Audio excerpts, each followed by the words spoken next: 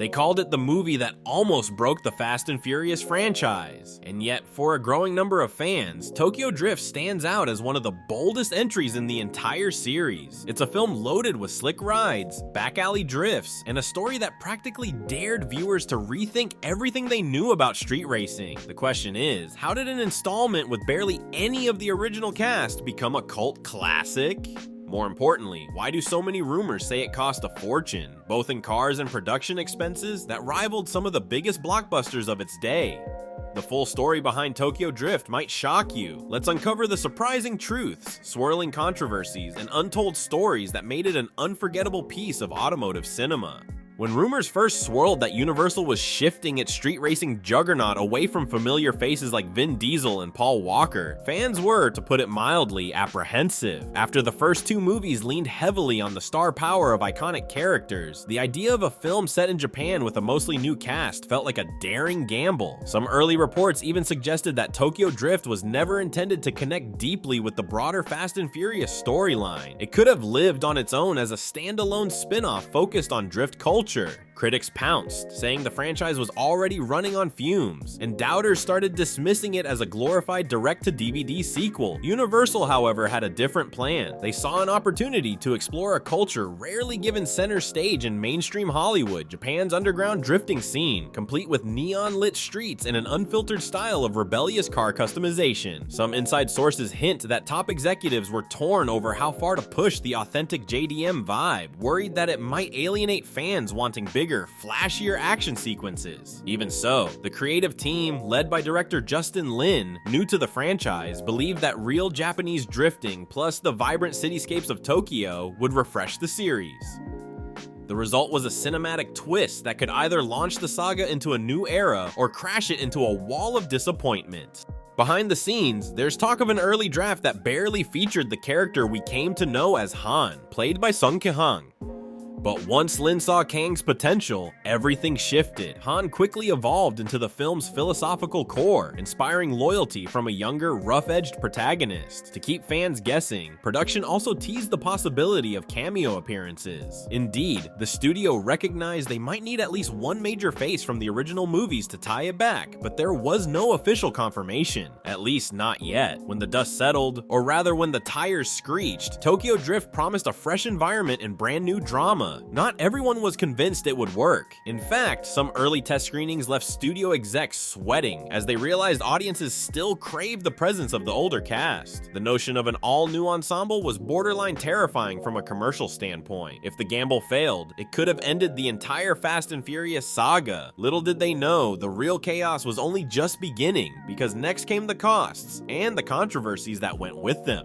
Before cameras rolled on Tokyo Drift, skeptics were already saying the franchise had lost its spark. Insiders whispered that the film's budget might get tight, especially if the plan was to shoot on location in Tokyo, one of the most expensive cities in the world. Renting real streets for Hollywood-level stunts was bound to cost a fortune. Add to that the rumored sky-high fees for shipping specialized vehicles overseas and paying local authorities for street closures, and you had a financial puzzle that could make or break the production. Then came the cars, those gorgeous pulse-pounding drift machines that demanded serious modifications and hours of meticulous prep work. Rumor had it that the producers were prepared to spend well into six figures just to secure and modify the hero cars alone. Think of all the fiberglass wide-body kits, custom paint jobs, upgraded turbos, and of course, the never-ending supply of tires that get shredded in every drifting sequence. Insiders claim it was a juggling act, balancing the need for real drift experts, who demanded stunt pay and the necessity of building multiple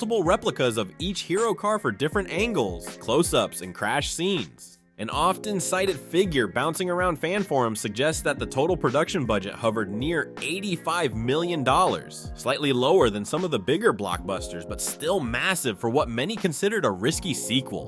Where did all that money go? A significant chunk, allegedly, went to orchestrating the street racing sequences in Tokyo. Real drift drivers were brought in to ensure authenticity, and the production occasionally had to film guerrilla style, shooting scenes quickly because securing every single permit proved difficult or even impossible in certain areas. True or not, these legends add a mystique, the film that refused to be tamed, capturing the authenticity of Tokyo's neon nightlife by any means necessary. Beyond location costs, the persistence persistent rumor is that the filmmakers poured an eye-watering sum into the movie's final cameo, a certain unexpected appearance that nearly broke the internet among fans. Some accounts claim that in exchange for the cameo, part of the budget has had to be reallocated to sweeten deals behind the scenes. It's worth noting that official numbers rarely confirm these whispered anecdotes, but the truth often lies somewhere in between. What's certain is that Tokyo Drift spared no expense in building a spectacle out of drifting, Japanese car culture, and a storyline that would eventually weave back into the main saga. Still, all that money wouldn't mean much without the right machines, and that's where Hans' VeilSide RX-7 entered the picture. When moviegoers and gearheads talk about Tokyo Drift, one car almost always steals the spotlight: Hans' blazing orange 1997 Mazda RX-7. Tricked out with the unmistakable VeilSide Fortune widebody kit. The transformation was so dramatic it practically screamed, "Look at me!" And that's exactly what audiences did. According to industry gossip, Universal executives first saw the RX-7 at the 2005 Tokyo Auto Salon, where VeilSide had showcased it as a custom masterpiece. Bowled over by its outlandish fenders and sleek lines, the filmmakers basically said, "We need this in our movie, at any cost." Some accounts suggest the studio shelled out close to $50,000 solely for additional RX-7 body kits to ensure they could modify multiple duplicates for stunts, drifting, and close-up beauty shots. But the real star was the hero car, the one kept in pristine condition for those clean, up-close shots that highlight every curve. The engine itself, a 13B rotary, reportedly got performance add-ons like an HKS turbo kit, an upgraded intercooler, and custom engine management. Insiders estimate those modifications boosted the RX-7 to somewhere between 300 and 400 horsepower. That's more than enough power to slide sideways at breakneck speeds while still maintaining the nimble balance for drifting.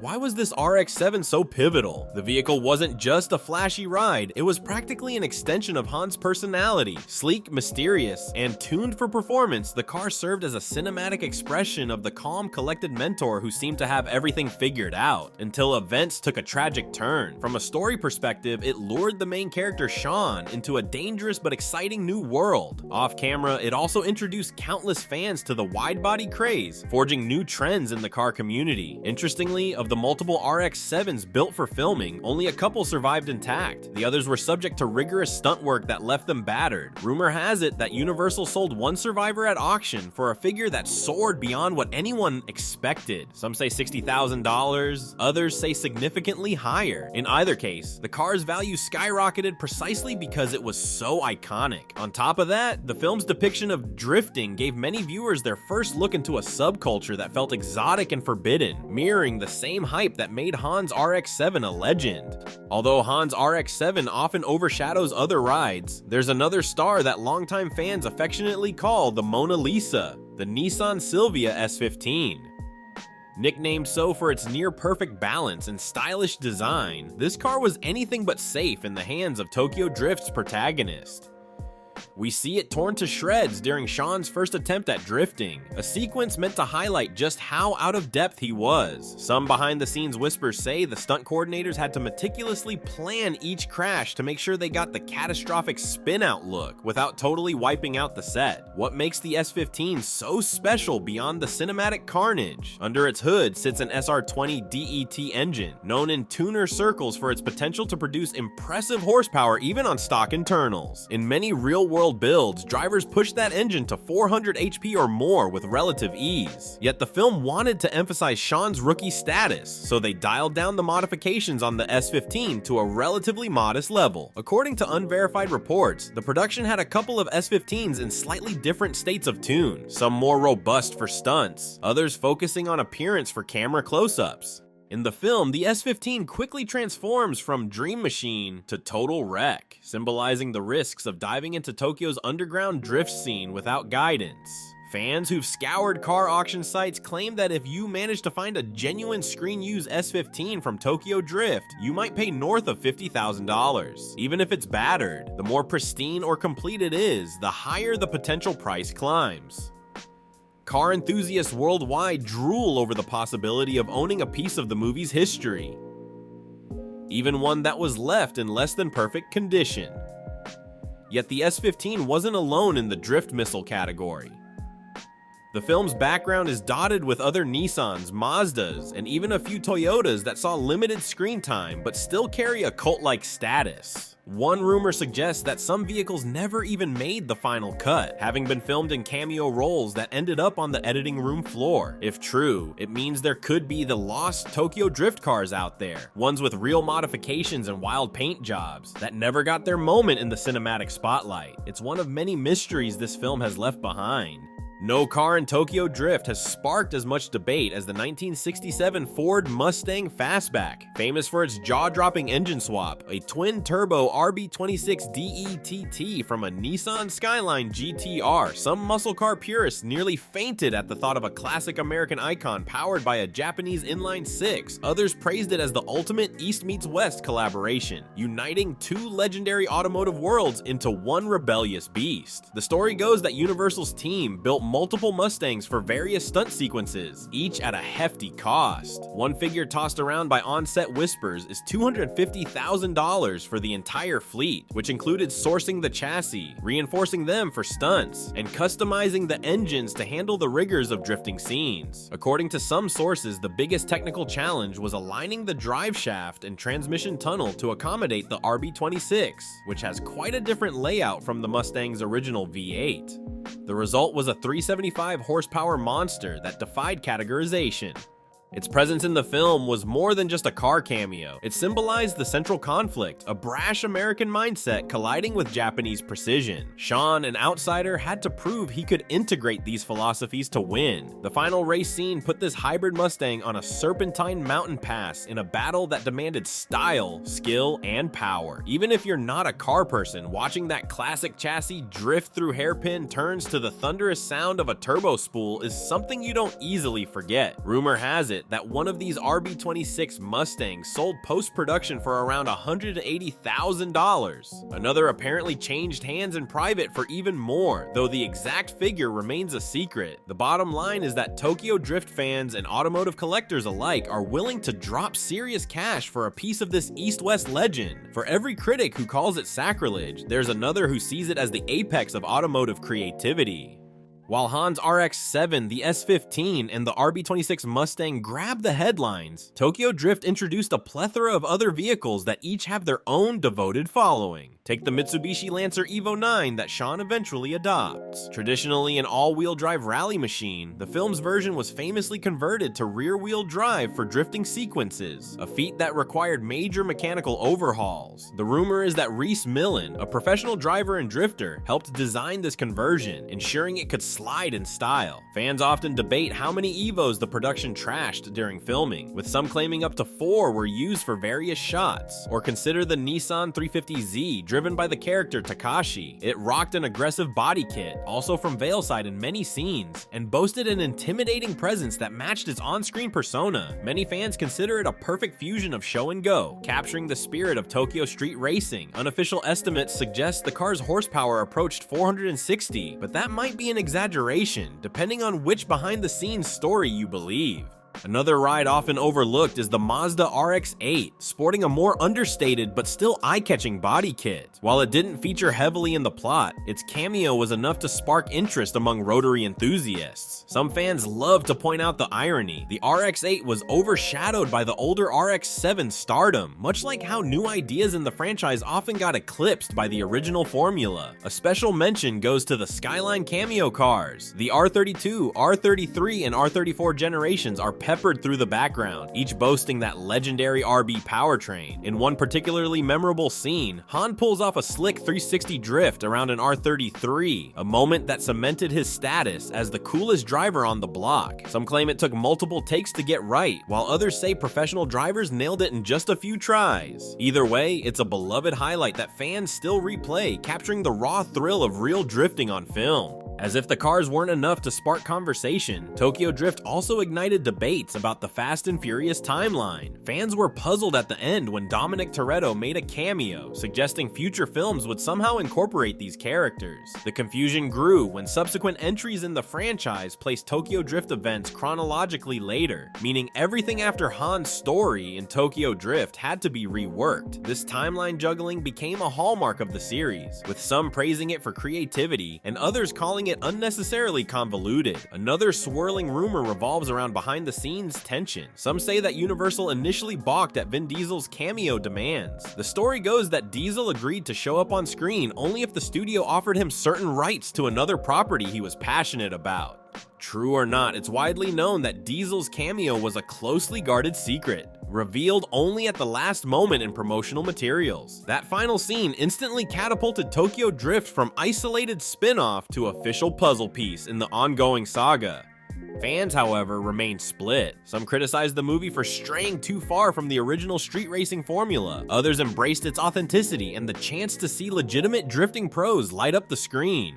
Over time, critics softened their stance, and Tokyo Drift found new life as a cult favorite. People began to appreciate its raw aesthetic and unique perspective, a testament to director Justin Lin's vision, which would go on to shape the rest of the series. Compounding the chatter were persistent whispers about cast drama and script rewrites. Early in production, rumors claimed that Paul Walker might cameo or even co-star, but scheduling issues or creative differences scrapped that plan. Another rumor alleged that Lucas Black, who played Sean, negotiated a multi-film deal that took longer to finalize, causing some filming delays.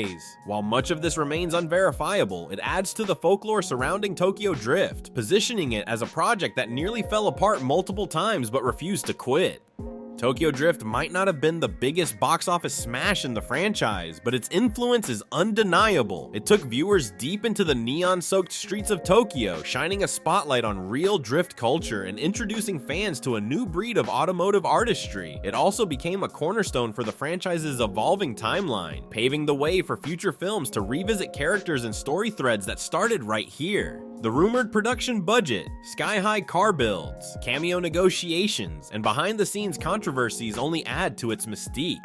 For some fans, the film marks the last time the Fast and Furious saga truly resembled an authentic street racing story, focusing more on the cars than on globe-trotting espionage or borderline superhero feats.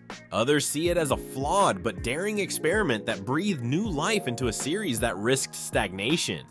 After all, had Tokyo Drift bombed completely, we might never have gotten the multi-billion-dollar phenomenon that followed.